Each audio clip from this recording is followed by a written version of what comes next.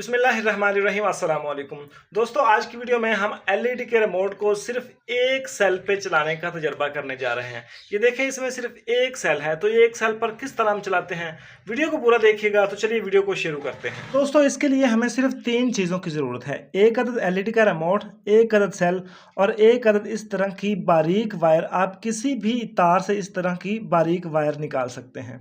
तो अब आप लोगों ने करना क्या है, तो ये जनाब वायर की एक साइड इस पॉजिटिव साइड वाली जगह पे फिक्स होगी, दूसरी साइड पे हम सेल डाल देते हैं और वायर की दूसरी साइड जो है वो सेल की पॉजिटिव साइड के साथ फिक्स कर देते हैं। तो इससे हमारे वोल्टेज जो है वो कंप्लीट हो जाए। तो ये जनाब ऑपरेशन जो है वो कंप्लीट हो गया। एक साइड पे सेल आ गया और दूसरी साइड पे ये वायर आ गई, सेल की पॉजिटिव साइड के साथ कनेक्ट होके यहाँ पे कनेक्ट हो गई है।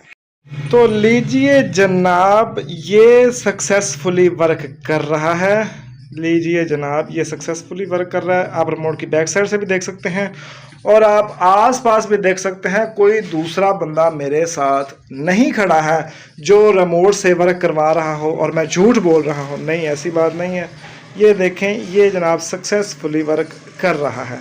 तो ये इसका सिंपल सा तरीकाकार था रिमोट को एक सेल पे चलाने का।